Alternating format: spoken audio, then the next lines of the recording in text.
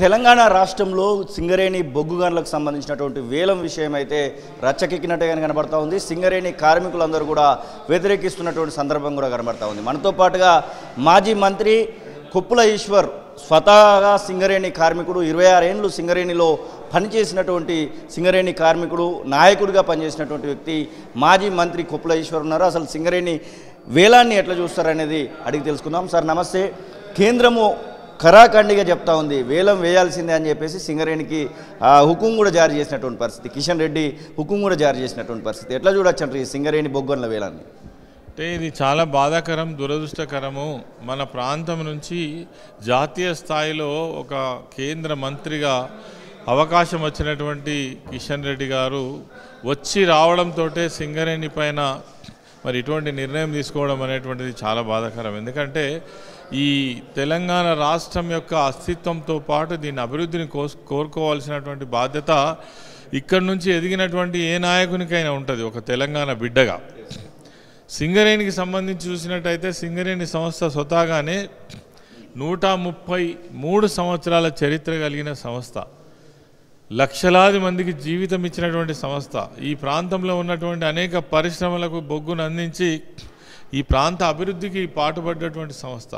అదేవిధంగా చదువుకున్నటువంటి వాళ్లకు, చదువు లేనటువంటి వాళ్లకు, ఎన్నో వేల లక్షల కుటుంబాలకు మరి వృత్తినిచ్చి ఆదుకున్నటువంటి సంస్థ. ఆ సంస్థ ఈనాటికి కూడా లాభాల బాటలో నడుస్తున్నప్పటికి కూడా గత దాదాపు 10-15 సంవత్సరాల నుంచి ప్రతి సంవత్సరం 100 కోట్ల లాభాన్ని ఆర్జిస్తూ లాభాల వాటాను కూడా కార్మికులకు పంచిస్తున్నటువంటి సందర్భంలో ఒక లాభాల బాటలో ఉన్నటువంటి సంస్థను బలవంతంగా వేలం వేయడం అనేటువంటిది ఇది మేము ఎవరం కూడా జీర్ణించుకోలేకపోతున్నాం. యాజ్ ఏ సింగరేణి కార్మికుని కావచ్చు, సింగరేణి కార్మిక సంస్థలో అనేక సంవత్సరాల నాయకునిగా పనిచేసినటువంటి వ్యక్తి కావచ్చు, ఆ ప్రాంత బిడ్డగా ఇది నా ఒక్కని అభిప్రాయమే కాదు, ఆ ప్రాంతంలో ఎవరిని అడిగినా చెప్తారు. ఎందుకంటే ఎంతో గొప్ప సంస్థ.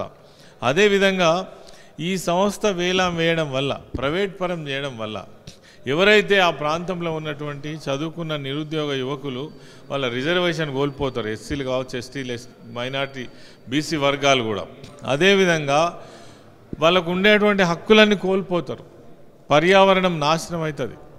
అదేవిధంగా ఆ ప్రాంతంలో ప్రభుత్వ పరంగా వచ్చేటువంటి ఉద్యోగాలు దక్కకుండా పోతాయి. అదేవిధంగా మరి ఒక ప్రైవేటు సంస్థ ఏ విధంగానైతే లాభాలే ముఖ్యంగా, వాళ్లకు కార్మికుల సంక్షేమం అవసరం లేదు, పర్యావరణం అవసరం లేదు, తర్వాత ప్రాంతం యొక్క పరిరక్షణ అవసరం లేదు, లాభాలు ఆర్జించడమే ముఖ్యంగా నడిపేటువంటి ఒక సంస్థకు అప్పచెప్పడం, ప్రైవేట్ సంస్థకు అప్పచెప్పడం అంటే ఇది ఎంతవరకు కరెక్ట్ మాకైతే అర్థం కావడం లేదు. కూడా విషయం కూడా చెప్తా ఉన్నాను. ఒకవైపు ఏమో శ్రావణపల్లిని ఇప్పుడు లిస్టులో పెట్టి ఆల్రెడీ వేలం పిలిచిండ్రు. మేము ప్రైవేట్ పరం చేయడం లేదని మళ్ళీ ప్రెస్ మీట్లో కిషన్ రెడ్డి గారే చెప్తున్నారు. ఇది ఎంతవరకు అర్థమైతలేదు ఇది వరకు. ఒకవైపు ప్రైవేట్ పరం చేయడం అంటే ఏమన్నట్టు, వేలం వేయడం అంటే ఏమన్నట్టు, అమ్మేయడమే ఒక మాటలో చెప్పాలంటే.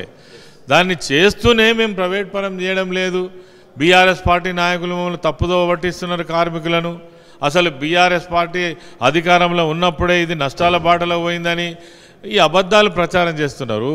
బీఆర్ఎస్ పార్టీ కేసీఆర్ గారి నాయకత్వంలో సింగరేణి సంస్థను కానీ సింగరేణి కార్మికులకు కావచ్చు అనేక సౌకర్యాలు తీసుకువచ్చినటువంటి ప్రభుత్వం. అదేవిధంగా ఉత్పత్తిని 2 పెంచినటువంటి ప్రభుత్వం, ఆ సంస్థ యొక్క మనుగడను కాపాడినటువంటి ప్రభుత్వం. కేవలం మీరు ఒకవైపు ప్రైవేటైజ్ చేసుకుంటూనే గత ప్రభుత్వాన్ని, గత ముఖ్యమంత్రిని బదనాం చేయడం ఏదైతే ఉన్నదో ఇది చాలా విచారకరం. మీరు ఇట్లా మాట్లాడడం.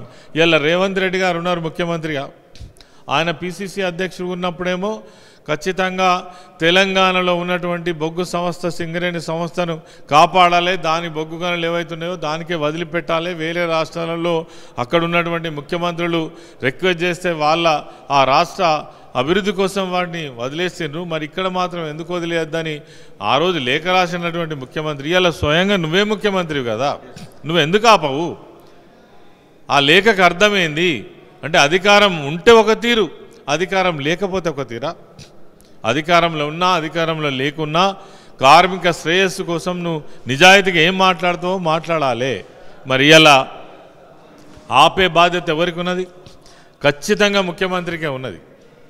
మీరు పోయి ప్రధానమంత్రి దగ్గర కూర్చుంటే ఆగదా? ఈ 4 బొగ్గు బ్లాకులు ఆగవా? నిజంగా సింగరేణి సంస్థ ఇదంతా సర్వే చేయించి కోట్ల రూపాయలు ఖర్చు పెట్టి మళ్ళీ ఇంకొక 50 సంవత్సరాల భవిష్యత్తును ఊహించుకొని దానికి సంబంధించినటువంటి ఏర్పాట్లు చేసుకున్నటువంటి సంస్థ. దానికి సొంత హంగులున్నాయి, సొంత రైల్వే లైన్లు ఉన్నాయి. మంచి నాకు తెలిసి దేశంలో కోల్ సంస్థలలో ఎక్కడ కూడా అంత సేఫ్టీగా కోల్ తీసే పరిస్థితి ఉన్నటువంటి సంస్థ సింగరేణి సంస్థ. మీకు సేఫ్టీలో కావచ్చు, తర్వాత మొత్తం యాక్సిడెంట్స్ తగ్గిపోయినాయి, కార్మికుల పనిభారం తగ్గిస్తున్నారు, మిషనరీ పెంచుతూనే కార్మిక వర్గాన్ని బతికిస్తున్నారు. ఇవన్నీ ఉండంగా మీకు పాపదోషం లేదా? నిజంగా కూడా ఈ ప్రాంతం నుంచి ఎదిగినటువంటి మీరు మరి దీన్ని కాపాడేటువంటి బాధ్యత మీ మీదనే ఉన్నది. తెలంగాణ రాష్ట్రంలో ఇప్పుడు బీఆర్ఎస్ పార్టీ ఎలాంటి నిర్ణయం తీసుకోబోతుంది? ప్రధాన ప్రతిపక్షంగా బీఆర్ఎస్ పార్టీ ఉంది. కార్మికులను సంఘటితం చేసి ఎలాంటి పోరాటాలకు సిద్ధంగా పోతా ఉంది? ముఖ్యంగా డెఫినెట్గానండి మాకు ఆవేదన ఉన్నది, కార్మిక వర్గానికి ఉన్నది. అదేవిధంగా కార్మిక సంఘాలు కూడా ఉన్నాయి. వాళ్ళు ప్రభుత్వ అనుకూల సంఘాలు కావచ్చు, ఇలా ఏఐటీసీ కావచ్చు, ఐఎన్టీసీ కావచ్చు, హెచ్ఎంఎస్ కావచ్చు, బిఎంఎస్ కావచ్చు, కొన్ని ప్రభుత్వ అనుకూల సంఘాలు, జాతీయ సంఘాలు కూడా ఉండవచ్చు. వాళ్ళ మనోభావాలు కూడా ఖచ్చితంగా సింగరేణి సంస్థను రక్షించాలనే ఉన్నాయి. ఎవరికి ఉండదండి? వాళ్ళ ఆ సంస్థలో పుట్టి పెరిగి ఎదిగినటువంటి వాళ్ళకు దాని మంచి చెడ్డలు తెలుసు. కాబట్టి నేను దయచేసి సందర్భంగా కోరుతున్నా, ఇక్కడ కావాల్సింది రాజకీయాలు కాదు, సింగరేణి సంస్థ మనుగడ, సింగరేణి సంస్థను కాపాడడం. మరి ఆ జాతీయ సంఘాలను కూడా నేను రిక్వెస్ట్ చేస్తున్నా. ఈ ప్రాంతంలో ఉన్న ప్రజాప్రతినిధులు ఇలా చాలామంది కోల్బెల్ట్ ప్రాంతం నుంచి గెలిచినటువంటి వాళ్ళు ఉన్నారు, ఎమ్మెల్యేలు ఉన్నారు, ఎంపీలు ఉన్నారు, మంత్రులైనటువంటి వాళ్ళు ఉన్నారు. మీ బాధ్యత, మీరు నోరు విప్పాలి. సమయం వచ్చింది, సమయం వచ్చినప్పుడు నోరు విప్పకపోతే మీరు ఎవరి కోసం గెలిచిందో కూడా అర్థం ఉండదు. దయచేసి మా ప్రజాప్రతినిధులను కూడా నేను కోరుతా ఉన్నా, మీరు ప్రభుత్వంలో ఉన్నారు, చేయగలిగిన శక్తి ఉన్నది, మీకు ఆపగలిగిన శక్తి ఉన్నది. ఇప్పుడు మాట్లాడకపోతే మీరు ఎవరి కోసం గెలిచిందో అర్ధరహితమని కూడా ఈ సందర్భంగా నేను మనవి చేస్తూ ఉన్నా. సింగరేణి ఏరియాలో ఉన్నటువంటి ఎమ్మెల్యేలు దాదాపు 17 మంది కనబడుతూ ఉంటారు, గోదావరి పరివాహక ప్రాంతాల్లో ఉన్నటువంటి ఎమ్మెల్యేలు.